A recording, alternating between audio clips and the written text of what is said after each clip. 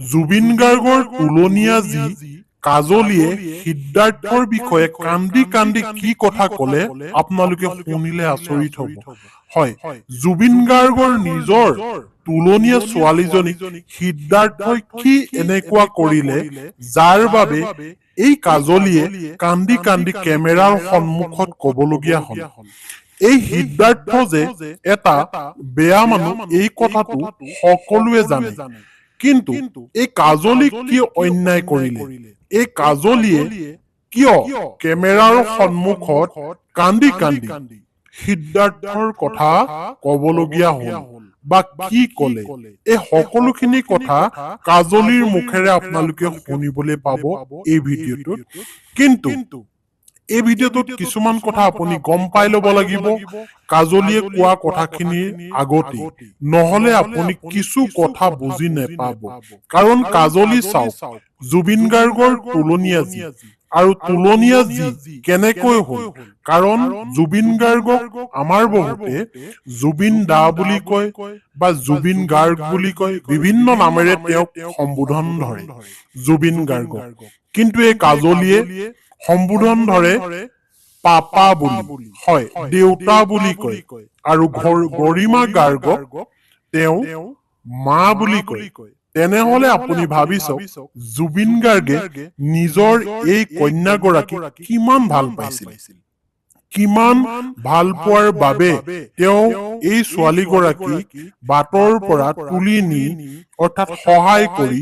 নিজৰ কন্যা বুলি পৰিচয় দিছিল। হয়, এগৰাকী কন্যা বুলি পৰিচয় দিছিল, যিবোৰ পৰিচয় বহুতে আচলতে পোৱাই নাছিল। জুবিন গাৰ্গ যেতিয়া নাইকিয়া হ'ল তেতিয়াহে এই কথাবোৰ লাহে লাহে চৰ্চালৈ আহিল।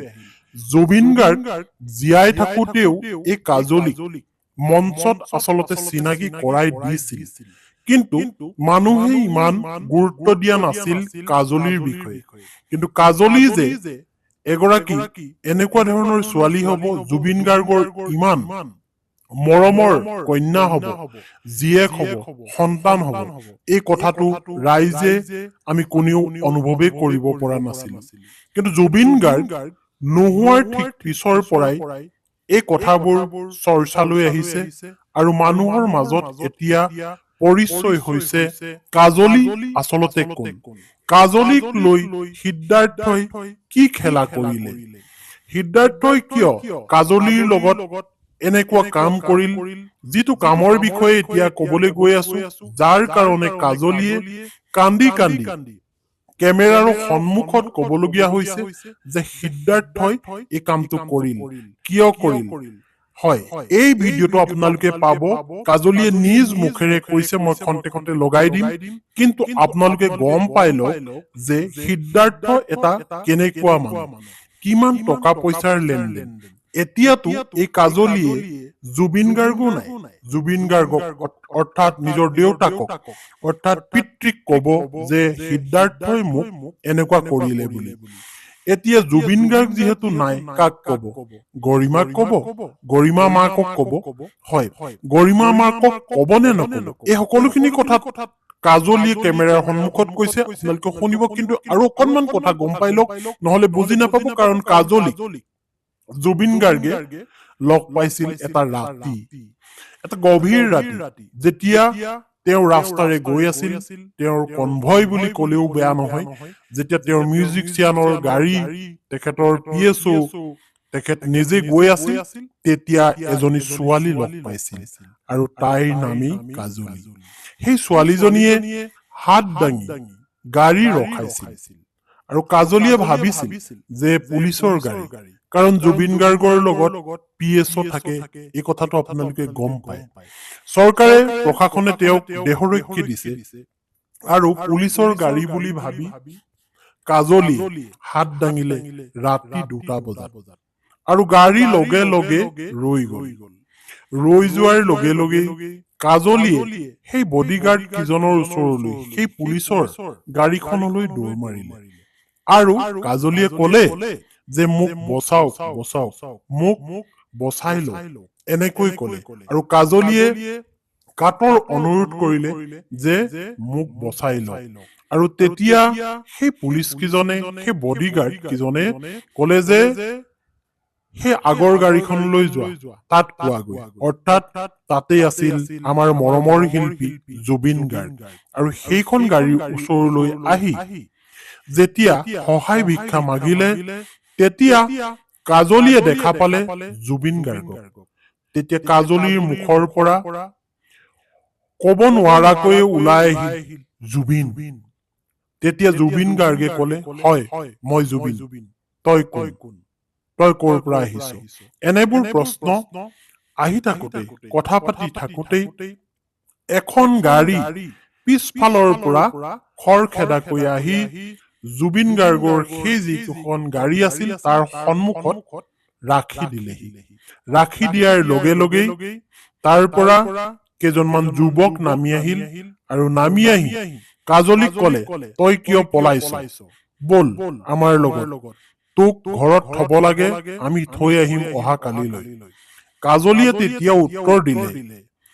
যে আপোনালোকে আজি 9 মাহ দিন ধৰি মোক আজি পঠাম কালি পঠাম কৈ ঘৰলৈ মোক যাবলৈ নিদিয়ে আৰু বুদ্ধি কৰি ৰাখি থয় আপোনালোকে মোক এমাহৰ কাৰণেহে আনিছিল এনেকৈ ক'লে তেতিয়া সিহঁতি ক'লে যে আমি তোক থৈ আহিম অহা কালিলৈ ৰাতিপুৱাই আজি বল এনেকৈ ধৰি যেতিয়া গাড়ীত টানি বহাবলৈ ল'লে তেতিয়াই চিঞৰ বাখৰ হ'ল কাজলীয়ে যাবলৈ ইচ্ছা প্ৰকাশ কৰা নাছিল যেতিয়া চিঞৰ বাখৰ হ'ল কাজলীয়ে চিঞৰি দিলে তেতিয়াই জুবিন গাৰ্গে ক'লে ঐ বুলি চিঞৰিলে আৰু ক'লে যে এক গাড়ীত বহাই ল তেতিয়া সিখন গাড়ী যিখন গাড়ীয়ে ধৰি লৈ যাবলৈ লৈছিল কাজলীক